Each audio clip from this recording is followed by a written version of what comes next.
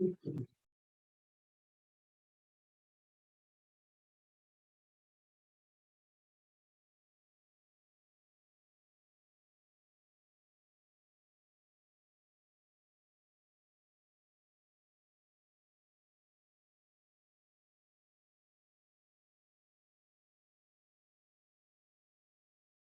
Angela, how's it going? How you doing? Well, Yeah.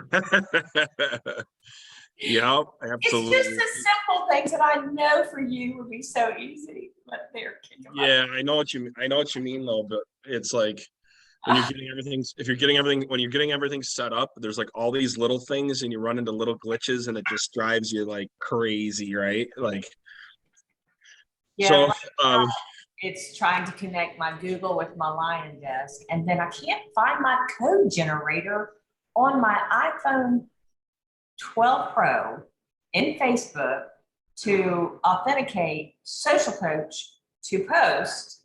I mean, it's just, I'm on Lion Desk asking questions how to figure this out, and she's trying to help me. So okay.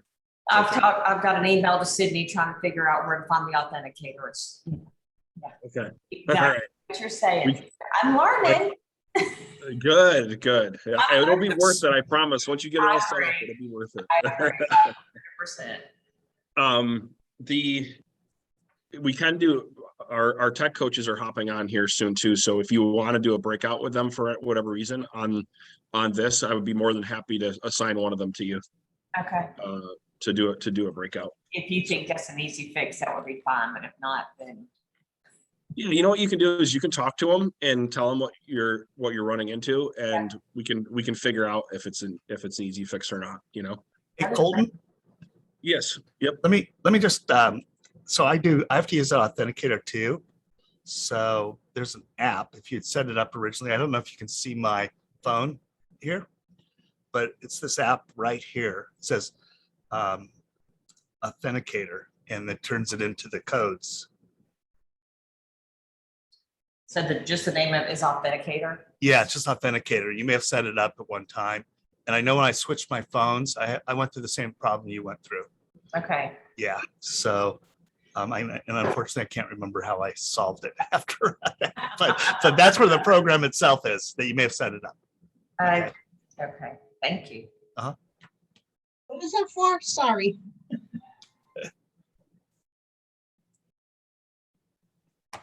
Cool. All right, we'll go ahead and get started here. I know there's some people hopping on. My team's still hopping on. John, if you could ping professional services and to see where their team's at, because I want to introduce everybody to Brian Curtis here. So, okay, cool. Sorry, I just realized I was muted. No, that's okay. It's all good. How many of you were able to attend the first ever business growth and agent attraction challenge we did yesterday? You were able to go, Michelle? Okay, awesome. Lee, how like honest feedback for our first one would be awesome, because I've never presented that material that way before. So like when it's the first one, you're always like, okay, I did get some good DMs and stuff like that, but from your perspective, like what were the takeaways and what do you think could be better next time?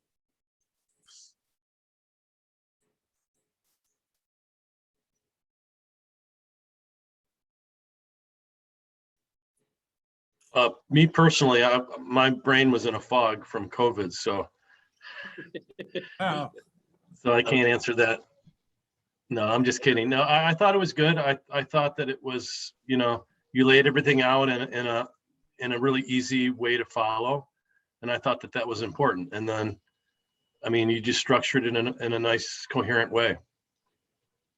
By chance, was that recorded yesterday? Because I was working one-on-one with John, trying to get through some glitches. Yeah, it is.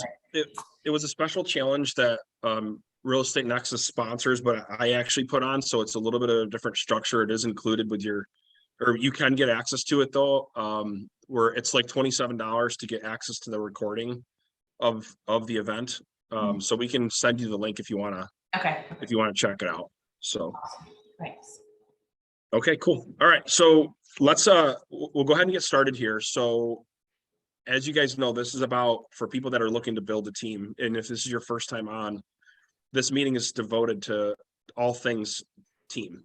And whether that's hiring an admin, whether that's hiring a transaction coordinator, whether that's developing systems to prepare to build a team, whether that's agent attraction, it's anything kind of going around that structure to build a team. And one of the things that we're very convicted about is that you should either be thinking about building a team or be preparing to build a team. And or if you're newer, ramping yourself up, we feel that it's a best practice to join a team as long as it's the right team that has the right support for you. And one of the things we talked about yesterday, which was the main conversation, and for those of you that weren't on the challenge, the whole conversation was about leverage, and that if we want to build wealth, we need to make sure that we look at this word called leverage, that I think we all kind of take for granted because of its simplicity, but it's the difference between having a high-paying job in real estate and actually creating a legitimate business that is generating cash flow that can actually generate enough cash flow to bring you wealth creation over the longevity of your career. Does that make sense to everybody? And so those are two very different things. And the big takeaway, to sum it all up, there's a difference between making money and then focusing on the money that you make actually being reinvested to make you more money. And so those are two different mindsets. And I'm encouraging everyone that's joining this group. It's a special group, even though it's an intimate group right now. I truly believe that the people that are tuning into this Friday are going to start thinking different, looking at the world different, looking at real estate different, looking at how to do things different and just achieve amazing things because of these higher and more advanced topics that we talk about here on Friday. And that's really what the challenge was about, Angela. So I thought overall it was really awesome for our first one. We had about 50 people join us, and the feedback was great. And so anytime that I'm convicted about something like this topic, I try to bring in people around me that are as good as me at this topic or better than me at this topic. And I would say that Brian Curtis is probably better than me in a lot of ways at discussing and articulating and helping people build teams. And he did it. He's actually coached this process over 6-10 years now, Brian. Yeah. So what he's going to be doing is along with Lee and a couple other people, Brian's going to be kind of overlooking the team space and helping us make sure that we deliver amazing results on team space. And then he's going to be providing an opportunity to do one-on-one coaching. And we're going to open that up just for a few select clients in the beginning, and then kind of work on structuring that from there. And so I just want to, for those of you that don't know Brian's background, I'm going to let him talk a little bit more about his background. But not only has he been in the space of coaching, but he's done expansion teams and real estate at an extremely high level. And he's a moderator, I believe, for Lab Coats, and you do a lot of stuff with the Lab Coat community. So Brian, let's give Brian a huge round of applause for joining the team. And we're excited to kind of have you get involved here, Brian. And if you would, maybe just expand on your background, Brian, and why you decided to take on this project. Let me apologize for the sun coming in my room. I tried to close the window, so I apologize for that. But yeah, absolutely. So I've been in real estate. I'll even go further back. So my professional life started in the Air Force. I went to the Air Force Academy, graduated, and decided to go. They were going to send me all over the world, and they sent me to Cheyenne, Wyoming, and made me a nuclear missile officer. So wasn't exactly my dream, as I did it spending 60 feet underneath the ground, spending your life down there wasn't maybe the best. So I punched out of that. And within a couple of years got into the real estate business, and been doing real estate in one way, shape, or form for about 20 years now, and it's fun. So couple of things that I've learned along the way is, first of all, modeling is one of my big things. So if I were to go back and have a conversation with myself in 2005, when I started my own brokerage, I would say, you're dumb. Don't try and do everything yourself. And, I was young and really smart, and I'm putting that in air quotes. I thought I was really smart, but I think, to me, smart people model what other people have success in. And that's, to me, what coaching's all about. That's why you're here today, is because you're smart enough to realize that you could probably figure it out yourself, but why spend 10 times longer getting where you want to get if you can just model what somebody else does. That doesn't mean you can't tweak things along the way, because I think everyone's business is unique in its own way. But ultimately, if you look at people who are successful inside of our business, there's some things that are pretty standard all along the way. And that's what we're going to try and implement for those of you who are interested in that. So continue my history. I started in general real estate in 2005. I started my own real estate company back then. 2010, I merged my company with an exit franchise, and then that exit franchise became a independent franchise, and the independent franchise merged with a Keller Williams franchise, at which point in time I got bought out. And then in 2018, I left KW and started my own brokerage. I started doing coaching in 2016, and I worked for a pretty large coaching company that Isaiah and I have both been associated with. I left that company in 2020 and started my own coaching company. And my business itself is, I have a team in Arkansas. I actually live in Colorado, so I do definitely think you can do things remote if I'm doing it every day.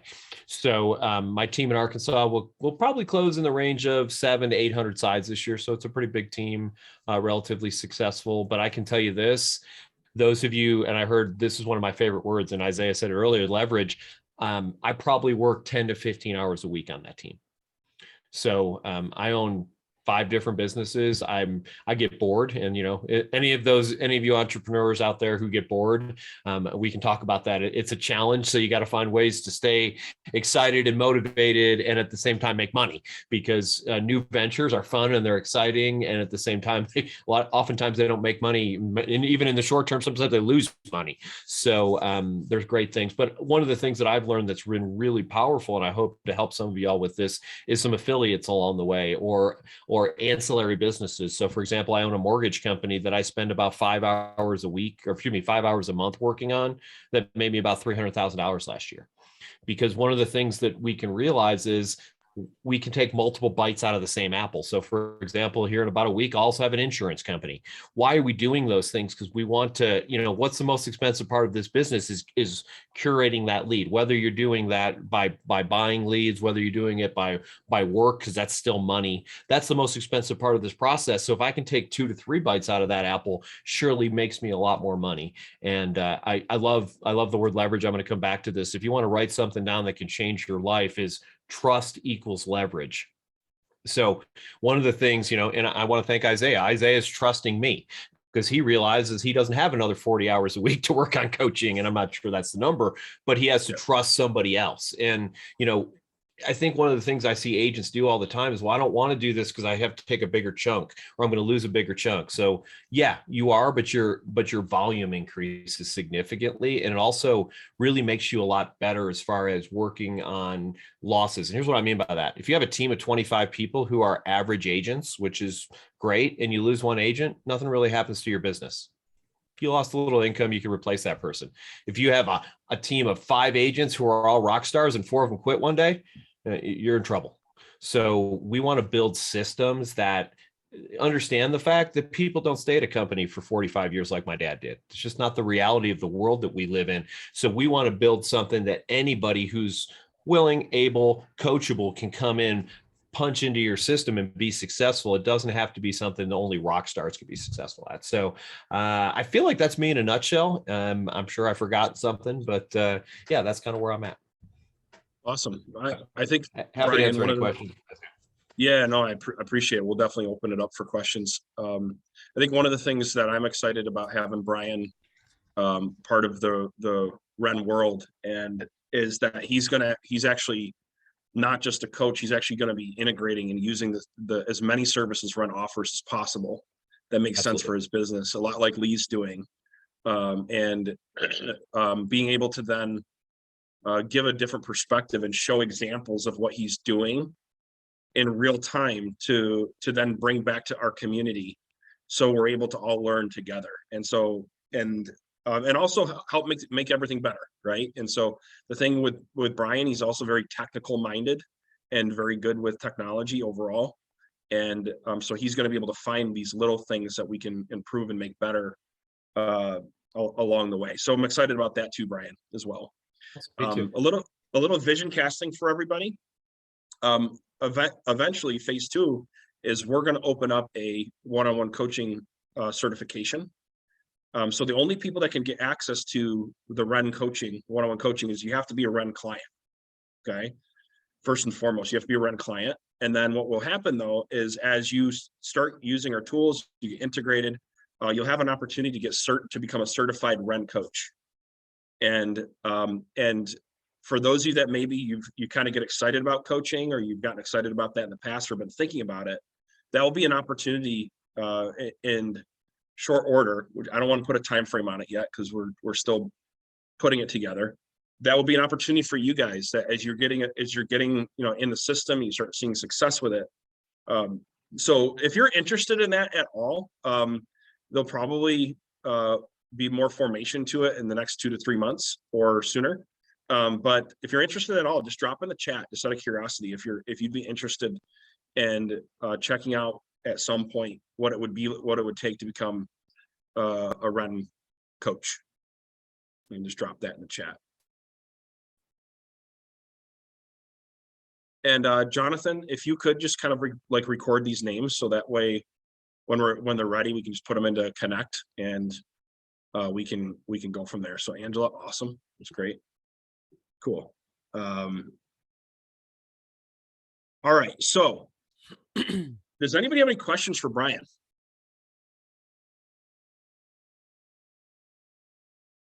All right, thanks for coming. Yeah.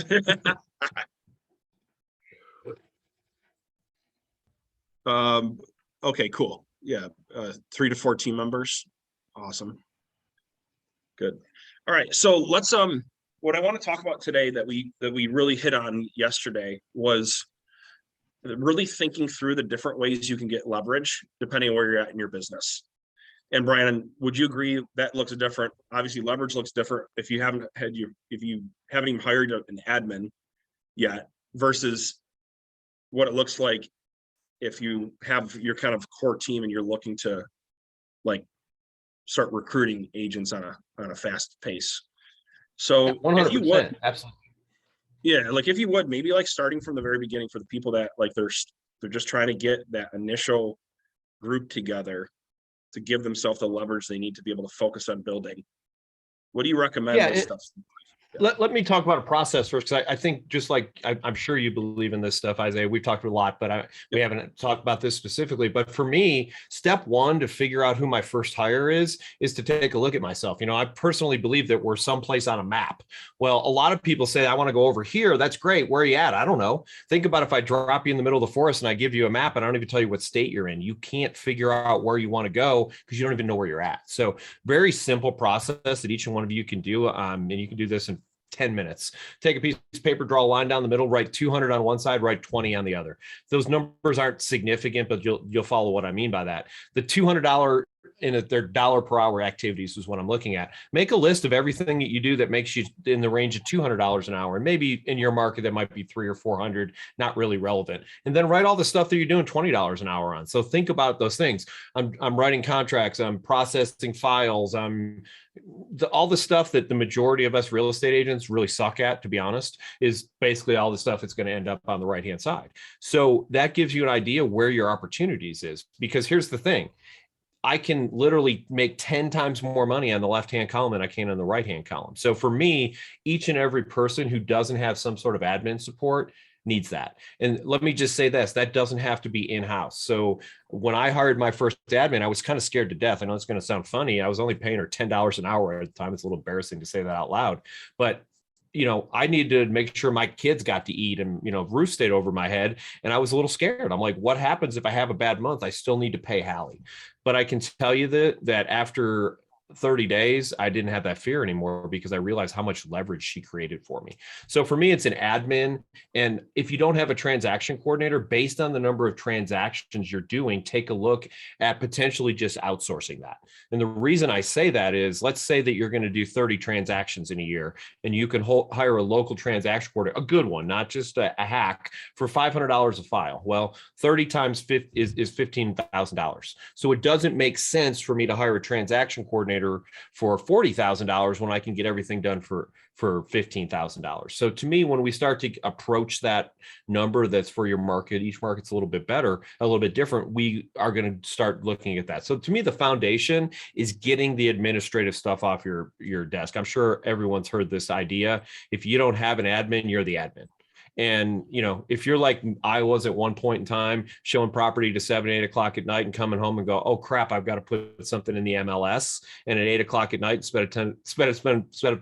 instead of spending time with your family, you're putting some in the MLS. That's a real good idea that you need to hire somebody to do that for you, because you're going to burn out. Most people can't handle that long-term thing. So for me, step one is to look at an admin, and then also even go a little bit deeper, because I feel like a lot of teams should actually start at a completely different place today than they did, say, 5 years ago. 5 years ago, on the agent side, almost everybody's first hire was a buyer's agent.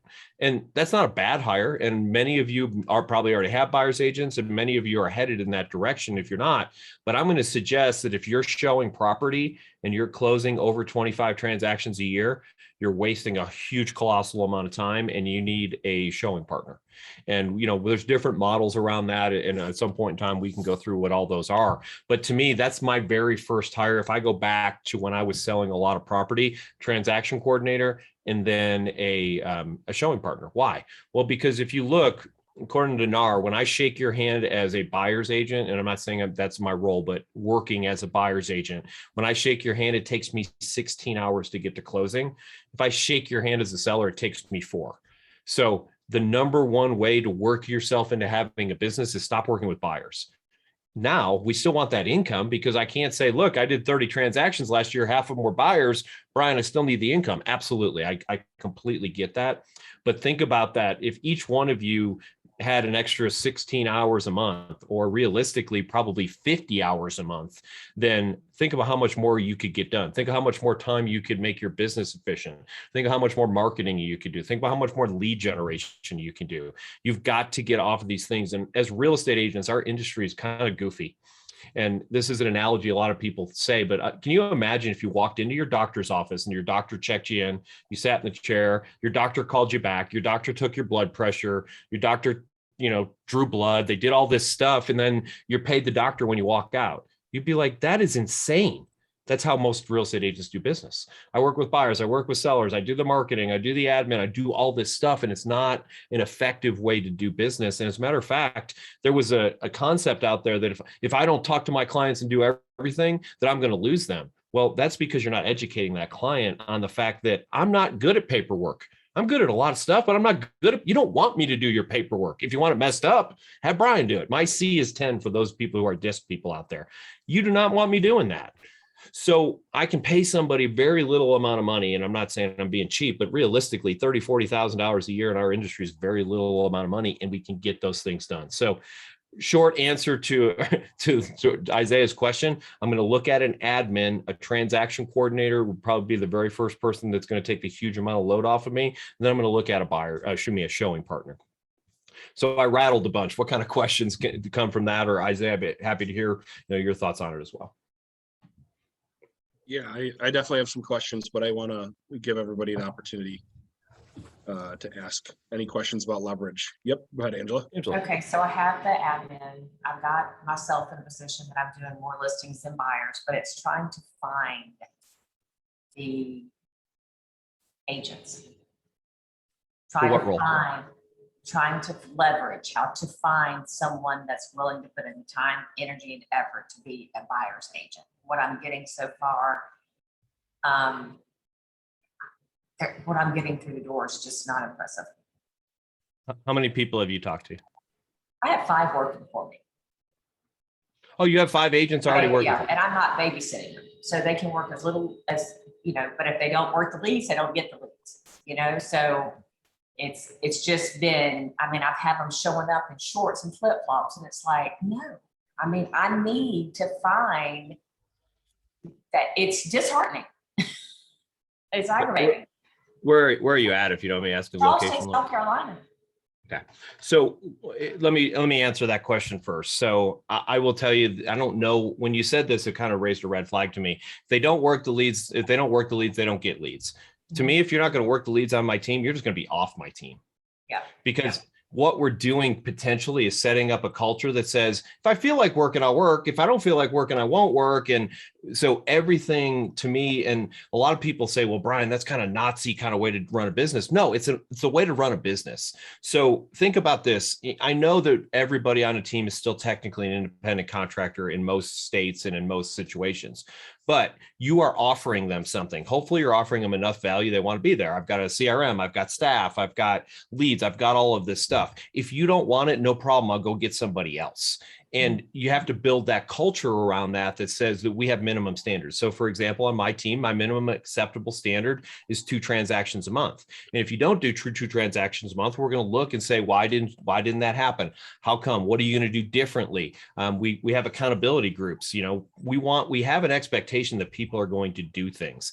And I appreciate where you're coming from, that they're doing their own thing. And I would say, just again, this is very cursory because you talk for a minute and a half. So it's, I don't know your team intimately just yet. But what I would say is it feels like we need to set some standards on your team. We need to set some expectations on your team, and we need to push people to be successful. And, you know, did y'all do goal setting as individuals throughout the, at the beginning of the year?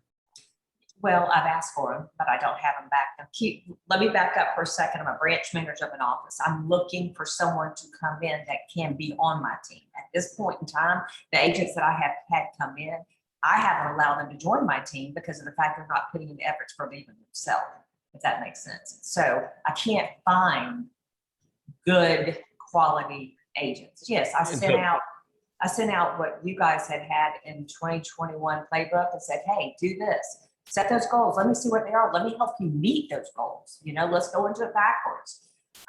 We're having a meeting tonight at 6 o'clock, so I'm hoping that they'll show up for that. But it's trying to really find people that are already licensed and ready to go. I'm hungry. I love real estate. I've done this 27 years.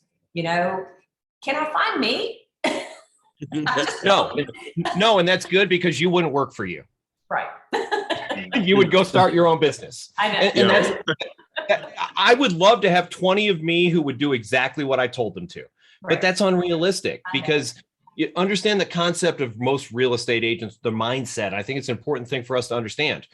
They don't want to work for somebody. You know, they were working in a corporate job for 5, 10, 20 years and they quit that corporate job. Why? I want to work for myself. They realize that that's not working. I don't have the systems, the models, the leads. So I'm going to go work on your team, but I'm still an independent contractor. As a matter of fact, like at my brokerage, you're not allowed to say that to me. That's one of the rules. I don't give a rip that you're an independent contractor. I know I sent you a 1099 every year you've been on my team. I'm aware of your status. Now that we've moved past that, let's talk about how and where you want to go. And again, so if those people were on your team, I wouldn't say to them, hey, what are your goals? What I would say to them is on Wednesday at noon, we are going to do a goal setting class. It's a mandatory meeting. These are my expectations. I'll tell you exactly what I did with my team. You need to bring 4 things. You need to bring the number of transactions you want to close, relatively simple. You need to bring your greatest opportunity that you see this year and your greatest challenge that you see this year and how much money you want to make. So now we're going to go in and we're going to brainstorm as a group. You know, somebody comes in and says, well, my greatest challenge is I've got 4 kids. I'm a soccer mom and I'm out running around doing all this other stuff. I can't do it. Okay, great. Let's talk about the things that we can do to create that leverage for you. And, you know, those are the types of conversations we're going to have in those meetings. And then now we can hold them accountable to them. What are you willing to be held accountable to is a huge question that we ask somebody, because at the end of the day, and I love Lee's background, accountability. My coach says this: accountability is the greatest form of love. And I love that idea. It's an amazing, powerful thing to think about it. If you don't want to be held accountable and you're closing 3 transactions a year, fabulous. I appreciate it. Go work at Keller Williams. I don't know. There's nothing wrong with Keller Williams. I'm just not at Keller Williams. You know, go work at, you know, Yeah, there's nothing wrong. I don't have anything. I'm completely brand agnostic, by the way. Right. But my point is, go work with somebody else. They would love to have you. But we are a high producing, focused group of people who want to go out and kick butt. Now, I will say this. I tell everybody on my team this too. Look, if you want to close 2 transactions every single month and you never want to close another transaction, you are welcome to stay on my team forever. Because just because my goals are massive, just because I like to close high volume, you don't have to. You're welcome to meet our minimum standard. Now, if and when you decide you want more, let's talk about how we go through that process. But the number one thing I see with most teams is they have no accountability, they have no standards, and it ruins their culture because I'll just do whatever I want. I'm an independent contractor, and now that destroys culture, and we're not working towards a common goal. And it is hard in a business to say, you know, it's easy in sports. We want to win the Super Bowl. Okay, everybody knows that. Everybody's got that. And it's a little bit more challenging with teams in real estate because they're like, yeah, Brian, we want to be the number one team. We want to do this. We want to do that. But at the end of the day, that doesn't really help them outside of bragging rights. Like, it doesn't make them more money. It doesn't make them more valuable out there. But we've got to just push people. And I will ask you this: how many agents, not on your team, not at your brokerage, do you talk to a week? To recruit? Mhm. Okay, because I mean, I co-op a lot. Of course. And every opportunity that I have that I'm co-oping, I try to talk to them to come over. But I'm sending either text messages or phone calls at least to 2 or 3 a week. Okay, so you're only about 150 short. Mhm. I'm picking on you. I'm just teasing. It's That's not that fine. bad. But my point is, if you want to build a team, if you want to grow a brokerage, your actions have to match your goals. So again, please don't take this the wrong way. We've known each other for 10 minutes. So I don't know if I'm not insulting you, but ultimately, if you're talking to 3 people a week, that's 36 people, or no, that's 150 people a year. A good recruiter is talking to 100 people a week. And they have a top 200 people that they're looking to recruit. And because here's the problem with recruiting: 5% of people are looking to move at any given point in time, which means if I talk to 100, only 5 people are even considering moving. Only 5 people are really my option. It's a numbers game. Now, there's ways to create leverage around that. You know, and Isaiah and I are working on some of that stuff. You know, video is a huge leverage piece, and we've got drip systems that we can put out, and, you know, there's a system to it. But at the end of the day, at some point in time, we have to have an actual conversation. Most people. Now, every once in a while, you'll get somebody say, I saw your stuff, you're amazing, I love you, and I want to come join your team or your brokerage. That does happen occasionally, but that is not a model to build a business on because it doesn't happen often enough. Well, we did all of the Indeeds and the broker kits, and I was exhausted because interviewing is exhausting by the end of your day. It's so tiresome. And so I ran into a brick wall. I found Ren. I was with another coach last year, you know, so the coach that I was with there didn't have what I need, which is the platform to help me build. And so when I found out about Ren, part of the reason for me signing up was the fact that the systems and the components and the capabilities of being able to build my team, you know, and them helping with the recruiting aspect of it. I'm like, this is what I need. You know, right now, because I'm not you, Mr. Techie. I'm struggling through this process, but thank God I have Amy, you know, and John was helpful yesterday. They've been wonderful to help me answer the questions and get me where I need to go. But this is my nemesis, but I've got to learn it. Then I want to teach it to my admin because I don't want her to know how to do it and me not. Yeah. You know, so That's really then smart. so then I can leverage myself to the next individuals. But it's, you know, it's a work in progress. And last year, you know, I had a good year and I spent time on me and coaching, and, you know, so this year it's about focus on building this, and thanks for the information. Yeah. And it Awesome. sounds like you're on the absolute right track with the idea of building a base. Because to me, part of having a system is part of your value proposition. So, you know, everybody says this: oh, you got a website, we got some leads, where they come from, Facebook. Okay. You know, but when you can give somebody a true value proposition and show them a path, my number one agent on my team, his goal is to close 150 sites this year. And he said this to me when he joined my team, and I literally laughed out loud because I knew he was a great guy. I knew he was going to be successful. I didn't do it on purpose. It was a natural response. He goes, "Do you think I can make $75,000 joining your team?" And I literally laughed out loud because I knew, and we're doing 1099s. They're due on Monday. I got to send them all out. He made like $240,000 last year. And he was worried if he could make 75. So, those are the types of things where, and I guarantee you, he's a story. Every recruit that I talk to, let me tell you about Micah, because he's a success story, because he went from almost nothing, hoping he could make 75 grand. And I bet you those a month this year, he will make 75 grand. I don't know that, but I wouldn't be surprised if it happened. Yeah. So Angela, we want to be here every step of your way to get the system built out as fast as possible. You may already know this, but if you run into a technical issue, we have open office hours for tech support at 11 o'clock, Monday, Wednesday, Friday. Is that where I'm signing on? I was on that before this. That is for any tech question that you have. So it's not like, the Zoom meeting, it's something separate from that, Isaiah? It is a Zoom meeting. Yes. Oh, okay. All right. Yeah. So we call it, it's like open tech hours. So like, let's say you get jammed up with anything related to tech, you would just go to their Monday, Wednesday, Friday, at 11 o'clock Eastern Standard Time. And there's a whole group of tech people and marketing people there to help you get unstuck as fast as possible. Today was great. It was about the campaigning and doing the line desk and stuff. So it was I'm more purposeful about being where I need to be and just concentrating on that right now. So okay, awesome. And at any point, guys, that even if they have a topic that you are engaged with that they're focused on, if you have an immediate need that's getting you jammed up, you can ask for a breakout session.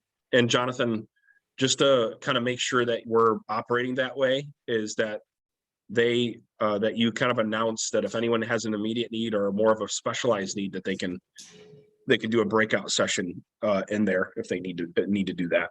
Okay. So sure. Awesome. This is a really great dialogue. I think there's a lot that we could unpack, but I'm hoping that everybody understands, just is starting to really get the picture of what it takes to really do something in real estate. And it starts with going back to leverage and systems. That was another thing I picked up that we talk a lot about, and really focusing on people, process, and tools, and getting those things set up. So that way, when your agents come on with you, they have a great experience. It's something we talked a lot about yesterday. I picked that up, Brian. What you kind of slid past that, but I picked it up because it's like, I was like, oh yes, he's right on point with that. So maybe we could talk a little bit about that. Is what do we, what is that system? What do we mean as having a system in place? Like, what are some key components of that if we're going to really start bringing agents on to have a good experience? Yeah, I would say the first system, and obviously y'all are part of REN, or you wouldn't be here today, is your CRM. And one of the things that my coach says, and it's kind of it made my head hurt the first time I heard it, but it makes sense to me now in hindsight, is about 40% of your time needs to be spent working in the CRM and making sure that that's happening as a team leader. Why? It's literally the foundation of your business. And, when I started in real estate in 2005, I did a whole bunch of transactions on yellow pieces of paper and sticky notes, but I also got 5 to 6 leads a month, not a day, not an hour, a month. And I mean, I got more leads during this conversation than I got an entire year of 2005. So that is different. So if you don't have a system for that, it's all broken. And why is that different? Well, in 2005, Zillow didn't exist. Realtor.com didn't exist. Real estate websites, as we know them, did not exist. So there really wasn't any online lead generation. Nowadays, our system has to be able to go through hundreds, if not thousands of leads and figure out who's the hand raiser, who's that. So it's all about following a system. And here's one of the things that I see all the time. Hey, I called 50 people and none of them wanted to do any business with me. Okay, great. So that's Monday. Now, what are we going to do on Tuesday? And it's not just about making phone calls. Like 5 years ago, I was a banging phone guy. Bam, bam, bam, bam, bam, bam. And it worked. Doesn't work today. So we're going to have to use systems and technology to increase that. And I know that we have AI. I know that we have follow-up. And the beauty of this is we want people to get to the point in their business where they can organize things in a way that all I have to do basically is follow up with my new leads and then follow up with my old leads. And that's really all it is. It's not getting on the phone. And I'm not against, FSBOs and expireds, but they don't exist in this market. I'm not against circle prospecting, but honestly, it's probably not the most efficient, effective way to do business either. So ultimately, here's some math that I like to look at. If I can get my agent to understand that we want to have 100 people in your CRM that have said they're going to transact sometime in the next 12 months, just think about that math. If half of those people lied, I'm down to 50. And then if half of those people worked with somebody else, without adding another single lead, I'm closing 25 transactions. And that was very simple math. But what it is that constant touching of them. And the thing that we have to be able to help agents do is if you ask any good team leader, what's the number one problem that you have? It's follow up with the lead. And everybody has done this who's been in real estate for a while. You call somebody back and they're like, hey, you missed me. I thought you were going to call me a couple of weeks ago and I went work with somebody else. And nowadays it's so easy to get another agent. Like, how hard is it to get an agent? I mean, I can go to Zillow, push a button, and 12 agents will call me in the next 5 minutes. So we have to be providing value all along the way. And that's about following up. That's about providing content. And that's a system. And so to Isaiah's point, we build that CRM. That's the first thing. And it has touch points that go out automatically for them. And then there's manual touch points that we have to do also. And any agent who's been trained on how to have on scripts and dialogues, and any agent who's willing to do the work basically plugs in, sits down in front of their CRM and does the work. And I know that sounds boring, but a good friend of mine who owns Big Block Realty in California, he says this: success is boring. And we've got to get people to understand that for a couple hours a day, we need you to do some boring stuff.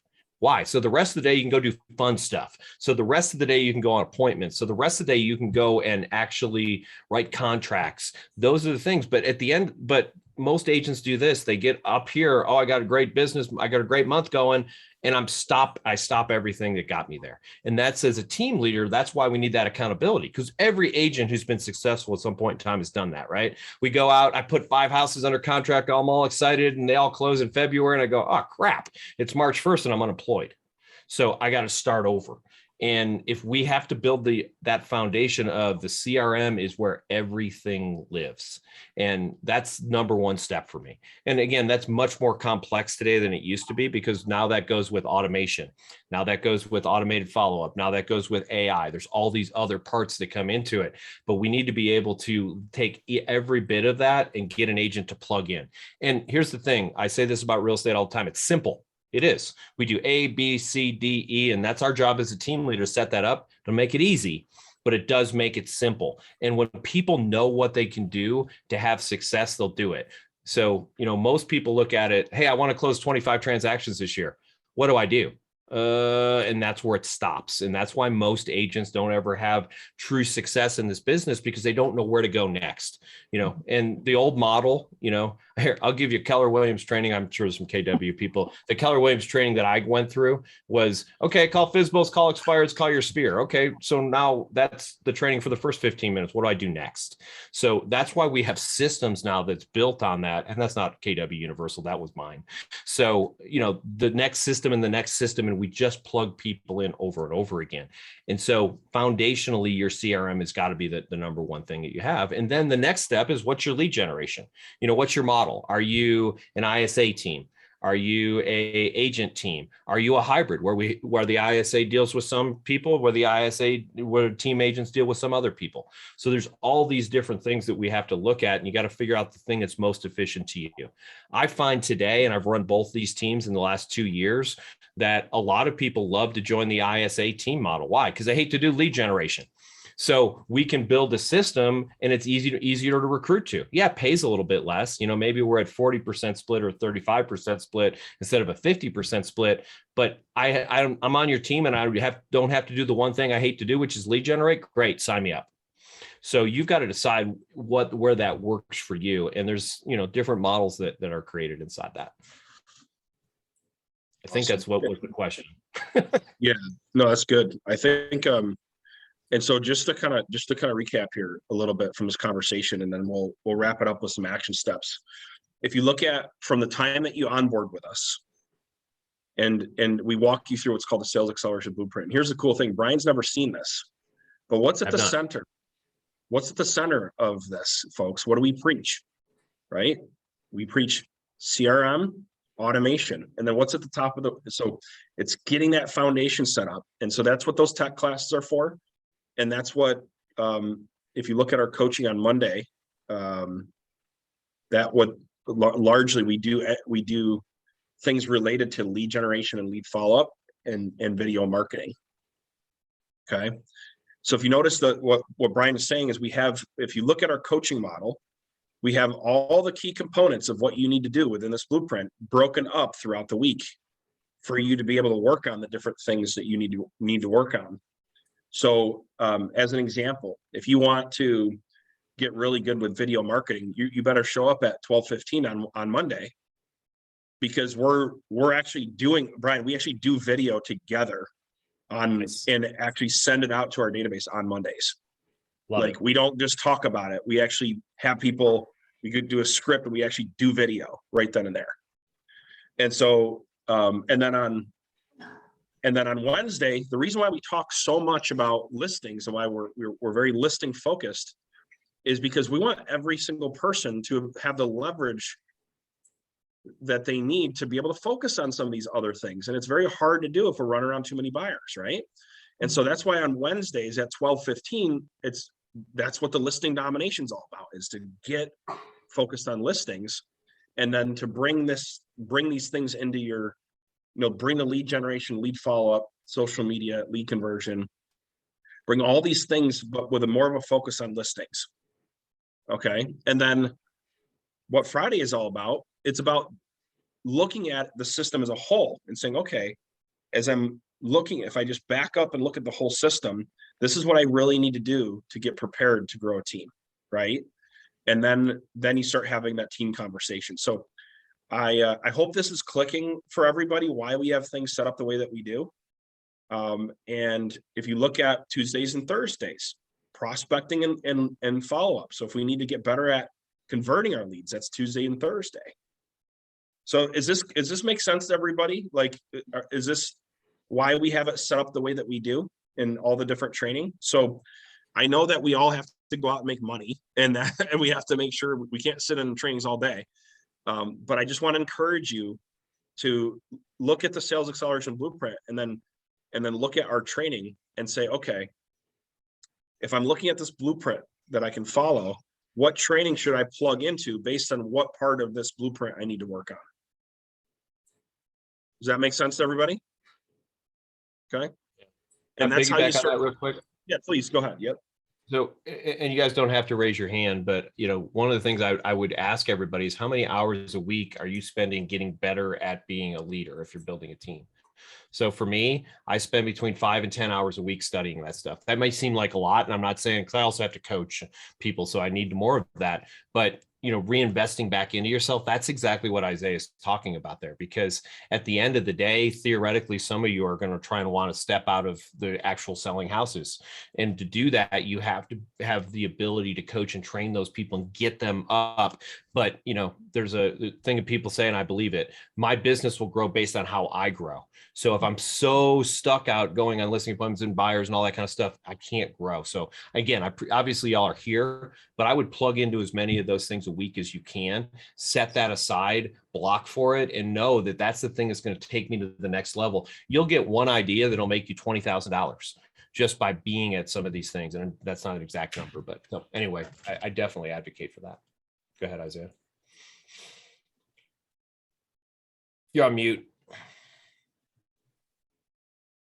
So just to forecast a little bit, what we're going to work on in the upcoming weeks on Friday is we're going to take basically everything that we taught at the business challenge and agent attraction event that we did, and we're going to break it down step by step. And so we're going to go through each core topic that was taught, and we'll take a deep dive, so that way we're kind of we have everything organized. And just so you guys know what that was about, we focused on what we call the wealth creation blueprint, and that's all about leverage. So we're going to keep talking about those leverage points until it's ingrained in us. I know exactly what we need to do to get leverage. And then we talked about training your team and making sure that your team is getting trained on lead generation, lead conversion. Here's one thing about this power of this platform, folks. We don't charge to have your team join us in any of these training sessions. So when you have a membership to Ren, we don't see enough people taking advantage of this yet because we're not talking about it enough.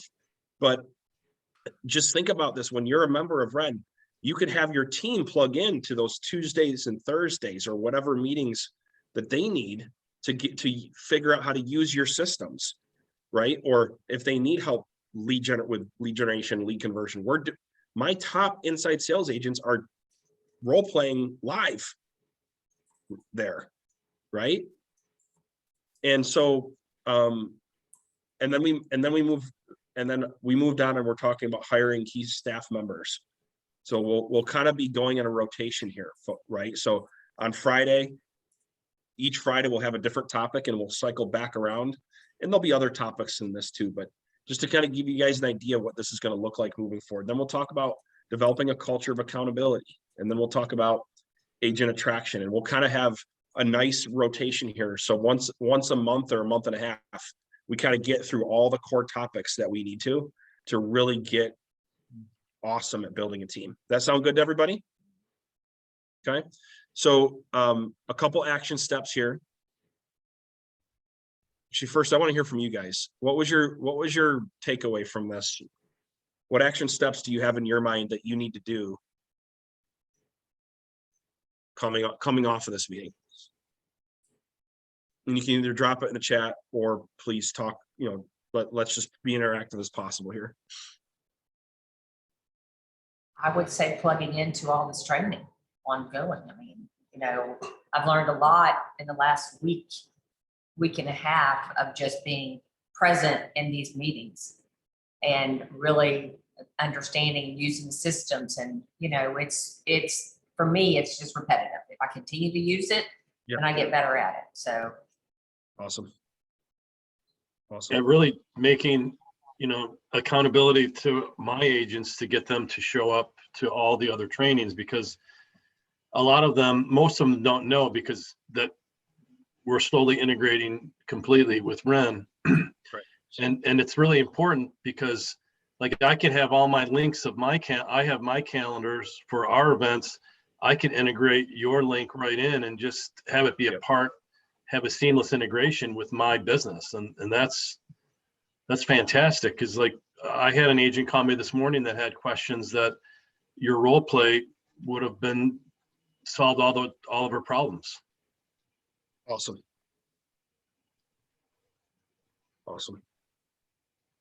I say this humbly, guys, but I don't know of any other technology and consulting company that is offering a full-blown group coaching and one-on-one coaching platform in conjunction with the exact technology and systems they're using to grow their business, and then also being able to offer that to their agents so they don't have to do all the training and coaching and user adoption.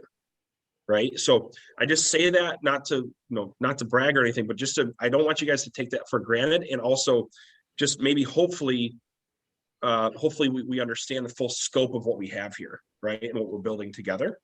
And I think some exciting things are going to happen if you start plugging your team in here too. So. And here's a sad fact. They will listen to something I have to say, Isaiah has to say, something else, somebody else from Ren, like it's word of God. You can say the exact same thing and they go, it's not that important. It's something about that. They get like deaf to our voices as team leaders. So a third party saying, hey, this really works. I had an admin on my team. I told her for 2 years, you need to get 2 monitors. I don't want it. I don't want it. I don't want it. She was on an admin call with a coaching company. She said, Brian, I've got this great idea. I'm like, she goes, I think I need 2 monitors. And I wanted to scream. I just went and bought her a monitor. But that's the kind of thing of using the leverage of these people. And by the way, you could be like me. I had to build all this stuff out myself and coach it and train it. Why not leverage us? You're part of this group. And the effectiveness is through the roof, I promise. Awesome. And Diane, go ahead. I've missed a whole bunch of the classes, but because of the role playing, I've been crazy busy. I have 11 contracts under contract right now. That's Because awesome. I was listening to the role playing and doing everything. And so I picked up FISBOs. I now have friends. I have now 3 listing appointments. I went in and now they're just getting ready to get going. So I'm at 1 a week going forward for the next 8 weeks-ish is where I will be because of it. And it's hard to do the training. And I need to work on my CRM. That's my promise to myself, because imagine what I would be if I were actually better organized. Anyway, so thank you. Diane, thanks for sharing that. That is, I think that's encouraging to a lot of people hearing your story. And, that is freaking awesome. Let's give Diane a huge round of applause for her results. That is freaking awesome. So good stuff. Good stuff. I have a question. So I have a Yeah, question. go So how do you get, and this is for Brian and Isaiah, how do you get people, and this will, I think Angela will probably understand this. How do you get people that have been with you for a while, that have been doing their own thing, and then get them to become engaged with this other training? I mean, like, what's the secret to really get them? That's a good question. Because they're typically just want to do it on their own. So, there will be people who will never plug in. They'll be like, you know what? I'm too smart. I'm killing it. I'm closing 12 deals a year, whatever, when they're head. So you'll get people who will never plug in. Where you get people, and this is going to sound a little sadistic, but it's when they're in pain. And here's what I mean by that. You're going to have people who are going to be in pain for one reason or another. Either they see somebody else surpassing them and kicking butt, and then they'll want to follow them, or they're just like, I'm not getting to my goals. Okay.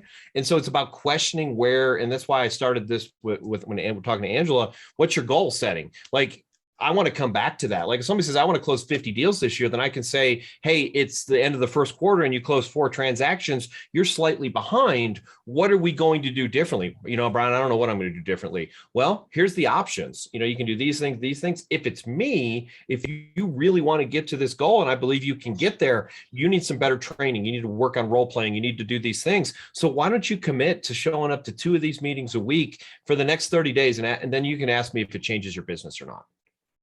And it's just getting people do that. But you've got to, here's what we do as team leaders. You should do this. Never, ever, ever say that. It's not going to work. You've got to create that leverage with them to make them understand that there's something that they're not doing right, or I don't like the word right, something they're doing, it's not causing them to be successful, and they have to change their behavior. Albert Einstein says your best thinking, you have to create a higher level of thinking to solve the problem. Your current level of thinking caused the problem.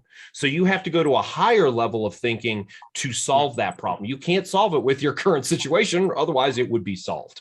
So, sometimes that's information, sometimes that's motivation, sometimes that's accountability, but getting people to commit to things. And I don't know, Isaiah and I are still working some stuff out. We're new together working on this part, but like a big thing that I'll push every team leader to do is have accountability meetings. And accountability meetings are about committing to do things that are going to get my business to be better. And I challenge people, if I do an accountability meeting and someone says, hey, Brian, my goal for this, or my commitment this week is to make 20 phone calls. I'm going to challenge that. Okay. Is that really going to get you to where you want to go? Same with training. Hey, I'm going to do 1 training a month. Well, okay, maybe that's not going to get you where you want to go. So the ability to interact with them and get them to say, I'm not here to make more money. I'm here to help you have more success. And I want to help you do that. Are you willing to do the activities? One of the questions I ask people, 2 questions. What are you willing to do? And what are you unwilling to do? I want to know. Like, I'm unwilling to make a phone call. Maybe you're not going to fit on my team. I am unwilling to door knock. Okay, we can deal with that. There's 17 other ways to lead generate. So finding out what they're willing to do, finding out what they're unwilling to do, and then giving them a roadmap and saying, hey, try it. What's 30 days of your life doing it my way? And then we'll regroup and see, what worked and what didn't work. That's awesome. I like to try as a team leader to make help engage with them making a micro commitment. So like, for example, instead of me being like, hey, I really think you should show up to these trainings. They're absolutely phenomenal. I might say something like, hey, I just heard this awesome speaker today, and they're part of this amazing platform that I've been engaged with. And I just think like, I thought of you, and I think that it'd be great if you could join me on the next one and check it out and let me know what you think. But it was powerful, man. Like, it was powerful. What are you doing next Friday? And so like, instead of like trying to like get them to wrap their mind around, sometimes that helps too, depending on the personality that you're dealing with. I think Scott had a question. I would do it more of a fear of missing out. I would make it very limited. Yeah. I would probably say, I only have like an opportunity for 3 or 4 people, and do it that way, and see those people who really want to first do it, and then let them, as they start to succeed, to do it. But just maybe fear of missing out. So try to get just a limited amount where you're not offering it to everyone. It's just, but you're asking them to volunteer for it. So see, I only got 3 openings for this, and limit it that way. Like it. Another piece of leverage you can do, convince one agent to do it. And then when their business starts to take off, you can, so what's Brian doing different than everybody else is doing? Oh, Brian shows up to 3 trainings a week and he did this and this and this. All of a sudden I'm like, well, I want that. That's another piece of leverage you can create as a model of someone who's having success. Yeah, that's really good. That's really, really good. Good stuff. All right, we are a little bit over here. This has been awesome. I think I know I've gotten a lot just absorbing this from a different angle. So thank you. Let's give Brian a huge round of applause. Appreciate you, Brian. That was a great first session, and I'm excited to see, for all these people that stay plugged into this Friday meeting, especially, to see what happens in your guys' business.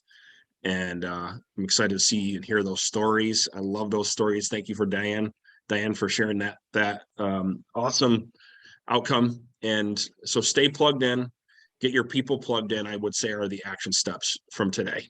Stay plugged in, get your people plugged in, and everything else will work itself out, because you're going to be engaged with other people working on the same things, and we can work on our systems and the other things that we talked about here today together as a group. So with that, we're good to go for today, guys. Anything else, Brian, for the group, or Lee, or anybody, before we wrap it up?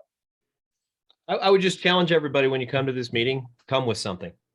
And I know that's hard sometimes. We're all very, very, very busy, but come with a question. Isaiah has built an amazing system here. Pat myself on the back. I'm a pretty decent coach. So, you're getting an opportunity. I watch people show up to stuff every day, and they show up and they're like, I'm there, but it's not really there. If you're not going to be here, and this isn't directed at anyone specifically, but if you're not going to be here, don't be here. But if you're going to be here, come with a purpose and learn something and walk away with something you can take back for your business or for your team. It will change your life. And by the way, when you act that way, you can teach your agents to act that way. Like, hey, I don't want to go to another meeting either, but I want to get better.